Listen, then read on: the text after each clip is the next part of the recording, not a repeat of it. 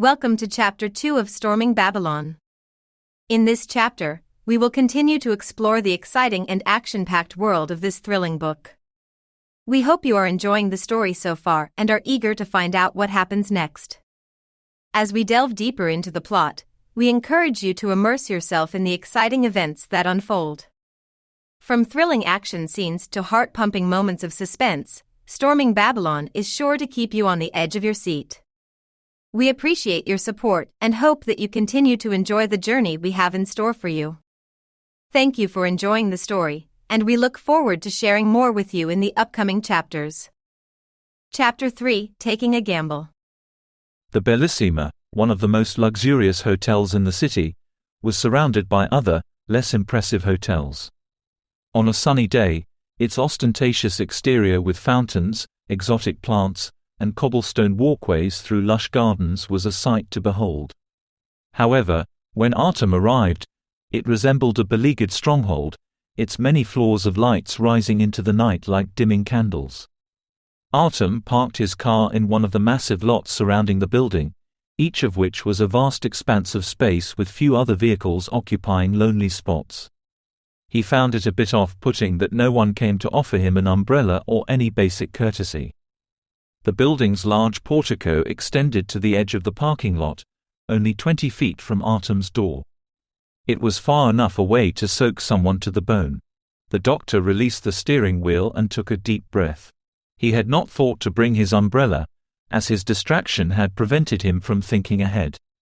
It was another minor annoyance that was making this encounter more unpleasant.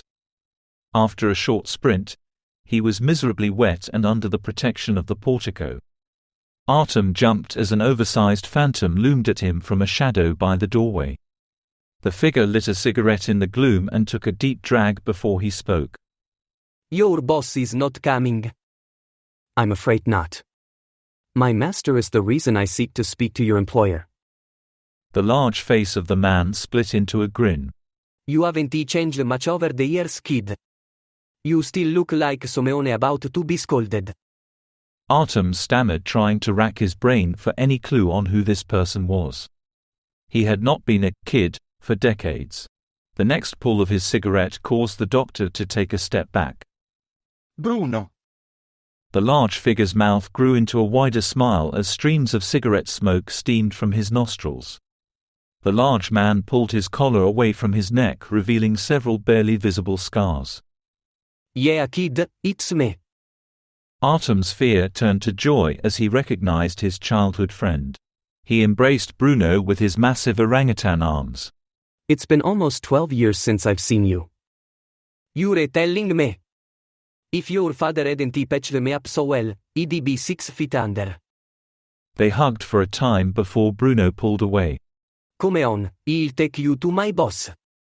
Soon he was through the doors and into the hotel lobby.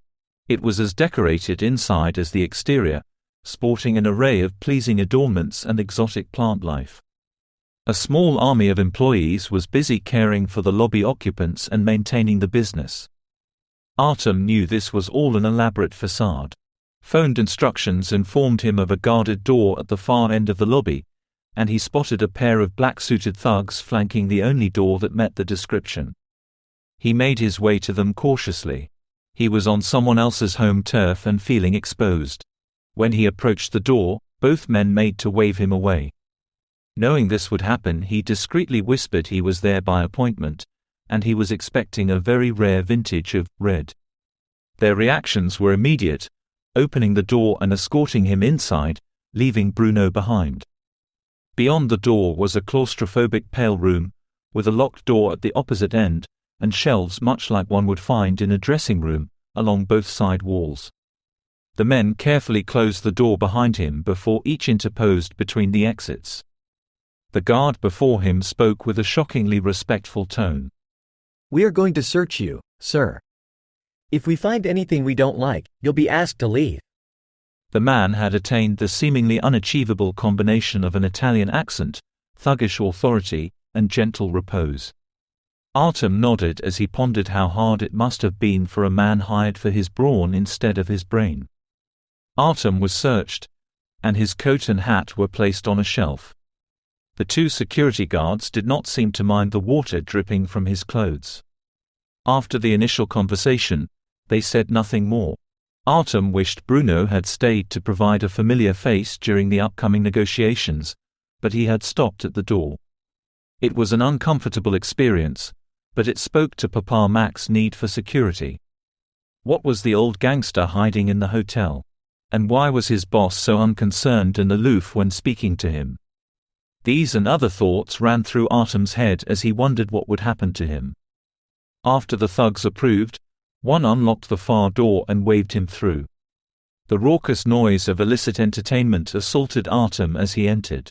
A tangle of walkways, gambling pits, lounges, and stages lay beyond. A woman sang a catchy tune from a central stage as a band provided a beat. Smoking, drinking, and a wide variety of card games filled the room to near capacity. The place was a marvel of criminal undertaking. Gambling and alcohol had been illegal in the country for almost a decade. Casinos and bars had all shut down to avoid the ire of both local and national government agencies. Here, Artem was in the middle of a single room that stood in stark defiance of federal law. Surely this was the need for the strict security who had left, presumably to return to their posts. He approached the gambling cage and made his presence known, using the passcode and counterphrase as instructed. The scantily clad lady inside pointed out a door that led to a private meeting room for VIPs. Artem felt growing trepidation as he traversed the noisome room and emerged into a relatively quiet and unoccupied area, far from the noise and voices of the gamblers and merrymakers. Once inside, he found himself in a red velvet room with a wet bar to one side and leather seating lining the remaining walls. The room smelled of lavender with the slightest trace of copper. Artem understood the possible implications of such a subtle scent. Blood had a similar if not exact effect on the nose. Everything about this encounter was starting to worry him. 10 minutes passed before his host arrived, a well-seasoned old man with white streaks running through his otherwise typical Italian mane. Papa Mac was neither imposing nor imperious, but rather gentle and patriarchal. His red smoking jacket and high-quality clothing were the only indications of wealth or power. The old man's two companions were a different story.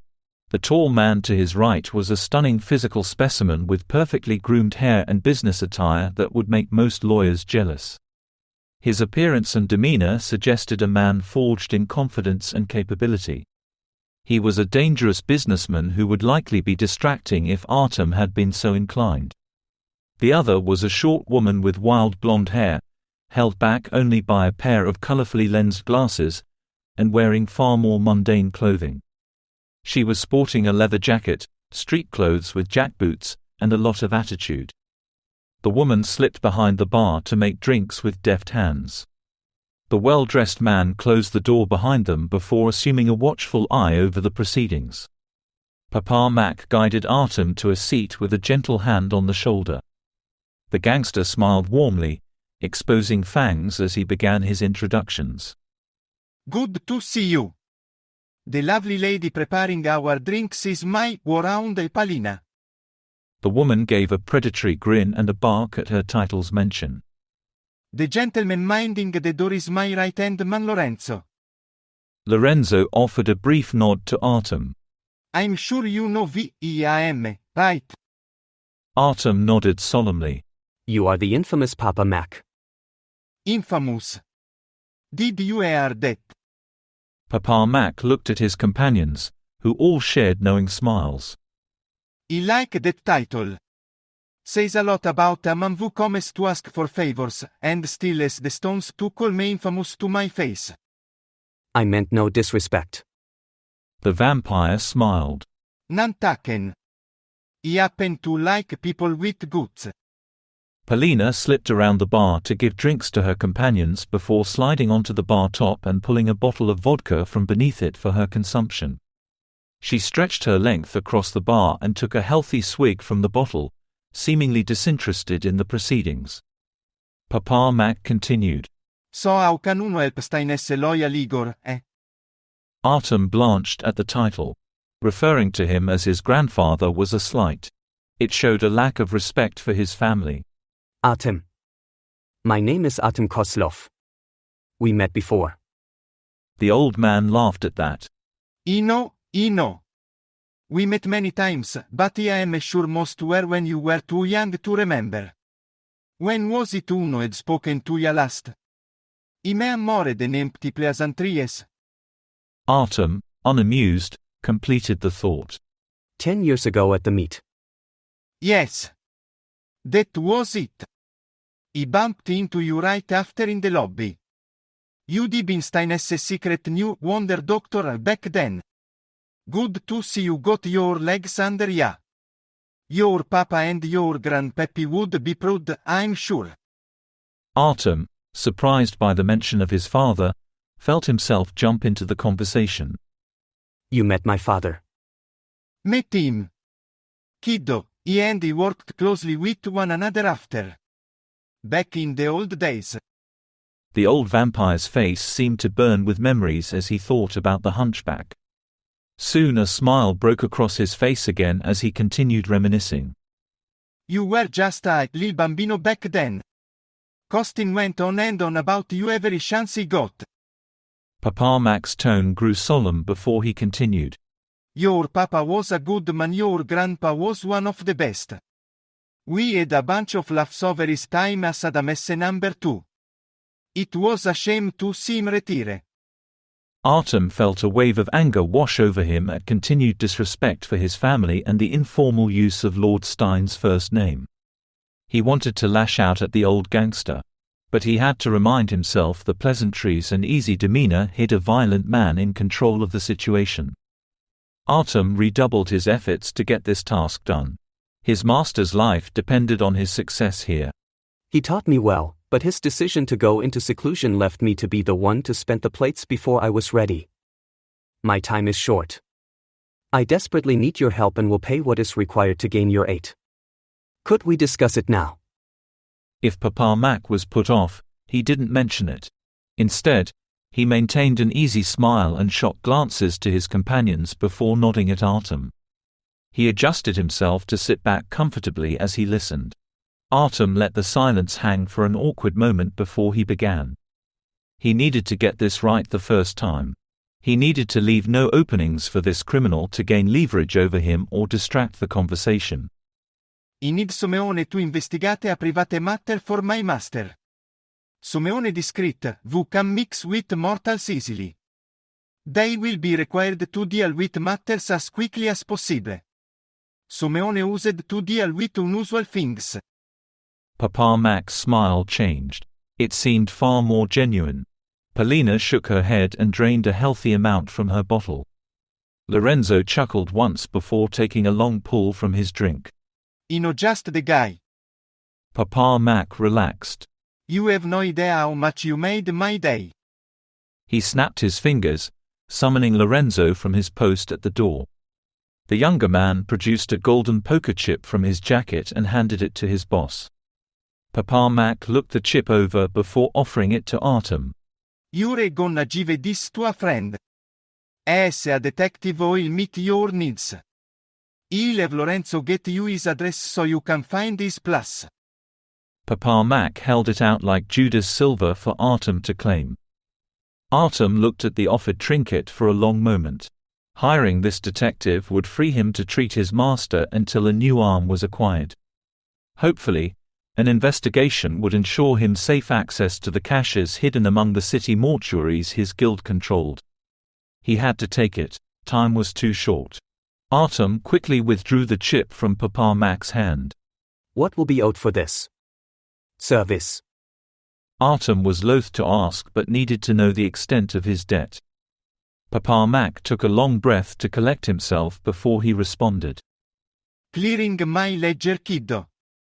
And yet owing debts. You do this, he helps you out, and my soul gets a bit lighter. Besides, if this goes well, maybe your boss and he can bury the hatchet. More confused by the answer but not wanting to press, Artem pocketed the chip and nodded his thanks to the room. Papa Mac's false smile returned as he offered a toast to Artem to complete the transaction.